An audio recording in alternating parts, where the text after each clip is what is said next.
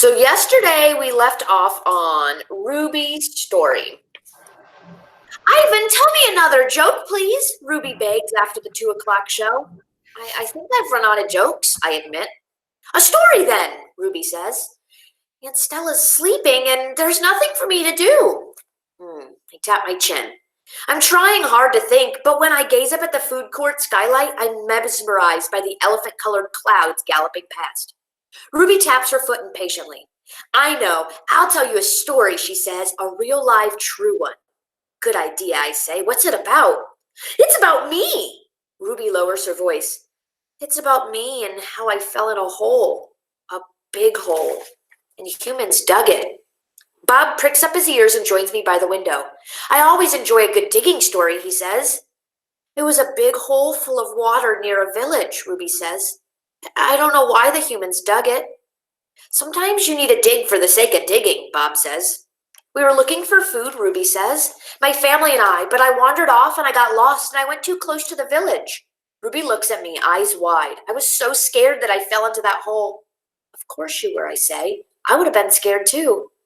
Me too, Bob admits. And I even like holes. The hole was huge. Ruby pokes her trunk between the bars and makes a circle in the air. And guess what else? She doesn't wait for an answer. The water was all the way up to my neck, and I was sure that I was going to die. I shudder. What happened then, I ask? I'll tell you what happened, Bob says darkly. They captured her and they put her in a box and they shipped her off, and here she is, just like they did with Stella. He pauses to scratch his ear. Humans, rats have bigger hearts, roaches have kinder souls, and flies have... No, Bob, Ruby says. You're wrong. The humans, they helped me. And when they saw I was trapped, they grabbed ropes and they made loops around my neck and my tummy, and the whole village helped, even the little kids and the grandmas and the grandpas, and they pulled and... Ruby stops and her eyelashes are wet, and I know she must be remembering all the terrible feelings from that day. And they saved me, she says in a whisper. Bob blinks. They saved you? He repeats. And when I finally was out, everyone clapped, Ruby said, and the children, they fed me fruit, and then all those humans led me back to my family, and it took a whole day to find them. No way, Bob says, doubtful. It's true, says Ruby, every word. Of course it's true, I say. I've heard rescue stories like that before. It's Stella's voice, and she sounds weary and tired. Slowly she makes her way over to Ruby. Humans can surprise you sometimes. An unpredictable species. Homo sapiens, they're called. Bob looks unconvinced. But Ruby's here now, he says. If humans are so swell, who did that to her? I sent Bob a grumpy look. Sometimes he doesn't know when to keep quiet. Ruby swallows, and I'm afraid she's going to cry. But when she speaks, her voice is strong. Bad humans killed my family, and bad humans sent me here. But that day in the hole, it was good humans who saved me. Ruby leans on Stella's shoulder. Those humans were good. It doesn't make any sense, Bob says. I just don't understand them. I never will. You're not alone, I say. I turn my gaze back to the racing gray clouds. Next chapter is called A Hit. Got a picture of little Ruby. Stella's foot hurts too much for her to do any hard tricks for the 2 o'clock show. Instead, Mac pulls her limping under the ring where she tracks a circle in the sawdust. Ruby clings to her like a shadow. Ruby's eyes go wide when Snickers jumps on Stella's back and then leaps onto her head. At the 4 o'clock show, Stella can only get as far as the entrance of the ring, and Ruby refuses to leave her side. At the 7 o'clock show, Stella stays in her domain, and when Max comes for Ruby, Stella whispers something in her ear. Ruby looks at her pleadingly, but after a moment, she follows Mac to the ring. Ruby stands alone. The bright lights make her blink, and she flaps her little ears, and she makes her tiny trumpet sound. The humans stop eating their popcorn. They coo and they clap at the baby. Ruby's a hit. I don't know if I should be happy or sad. Next chapter is called Worry. When Julia arrives after the show, she brings 3 thick books, 1 pencil, and something she calls magic markers. Here, Ivan, she says, and she slides 2 magic markers and a piece of paper into my domain. I like the sundown colors, red and purple, but I don't feel like coloring. I'm worried about Stella. All evening she's been quiet. She hasn't even eaten her dinner. Julia follows my gaze. Where is Stella anyway? She asks, and she goes to Stella's gate. Ruby extends her trunk, and Julia pats her little trunk. Hi, baby, she says. Is Stella all right? Stella's laying in a pile of dirty hay, and her breath is ragged. Hey, Dad, Julia calls out. Could you come here a minute? George sets aside his mop. Do you think she's okay, Dad? Julia asks. Look at the way she's breathing. Can we call Mac? I think there's something really wrong with her. You must know about her, George rubs his chin. He always knows. But a vet costs money, Julia. Please, Julia's eyes are wet. Call him, Dad. George gazes at Stella. He puts his hand on his hips and sighs, and he calls Mac. I can't hear all the words, but I can see George's lips tighten into a grim line. Gorilla expressions and human expressions are a lot alike. Mac says the vet's coming in the morning if Stella's not any better, he tells Julia. He says he's not going to let her die on him, not after all the money he's put into her. George strokes Julia's hair. She'll be all right. She's a tough old girl. Julia sits by Stella's domain until it's time to go home. She doesn't do her homework. She doesn't even draw. Next chapter is called The Promise. My domain gleams with moonlight when I awake to the sound of Stella's calls. Ivan, Stella says in a hoarse whisper. Ivan. I'm here, Stella. I sit up and Bob topples off my belly. I run to the window and I can see Ruby next to Stella sleeping soundly. Ivan, I want you to promise me something, Stella says. Anything, I say. I've never asked for a promise before because promises are forever. And forever is an unusually long time, especially when you're in a cage. It's a domain, I correct her. Domain, she agrees. I straighten up to my full height. I promise, Stella, I say in a voice like my dad's. But you haven't even heard what I'm asking yet, she says. She closes her eyes for a moment. Her great chest shudders. I promise anyway, I say. Stella doesn't say anything for a long time. Never mind, she finally says. I don't know what I was thinking.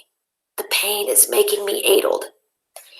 Ruby stirs. Her trunk moves as if she's reaching for something that's not there. And then the words surprise me. You want me to take care of Ruby? Stella nods, a small gesture that makes her wince and ache. If she could have a life that's different from mine. She needs a safe place, Ivan. Not here, I say. It would be easier to promise to stop eating, or to stop breathing, or to stop being a gorilla. I promise, Stella, I say. I promise it on my word as a silverback gorilla. The next chapter is called Knowing. Before Mac, before Bob, even before Ruby, I knew that Stella was gone. I know it in the way that you know that summer is over and the winter is on its way. I just knew. Stella once teased me that elephants are superior because they feel more joy and more grief than other apes. Your gorilla hearts are made of ice, Ivan, she said, her eyes glittering. Ours are made of fire. Right now, I would give all the yogurt raisins in the world to have a heart made of ice. So what happened with Stella? Kira? She died. Nah, Stella passed away. I told you the middle of this book is sad. Next chapter is called 5 Men.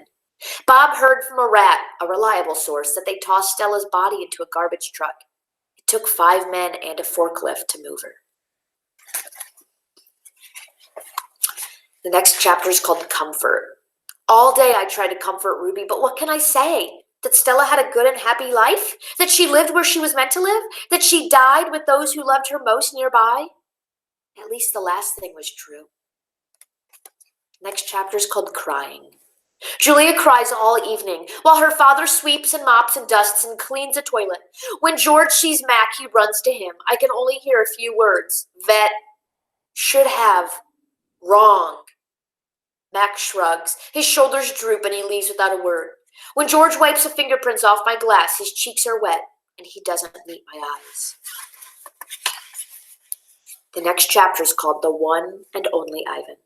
When all the humans have left, I send Bob to check on Ruby. How is she? I ask when he returns. She was shivering, Bob says. I tried to cover her with hay and I told her not to worry because you were going to save her. I glittered at him. You told her that? You promised Stella, Bob lowers his head. I wanted to make the kid feel better. I shouldn't have made that promise, Bob. I just wanted to... I point to Stella's domain, and for a moment it seems like I've forgotten how to breathe. I wanted to make Stella happy, I guess, but I can't save Ruby. I can't even save myself. I flop onto my back. The cement's always cold, but tonight it hurts. Bob leaps on my belly. You are the one and only Ivan, he says, the mighty Silverback. He licks my chin. He's not even checking for leftovers. Say it, Bob commands. I look away.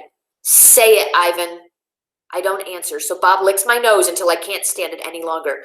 I am the one and only Ivan. And don't you forget it, Bob says. When I gaze at the food court skylight, the moon that Stella loves is covered and shrouded in clouds.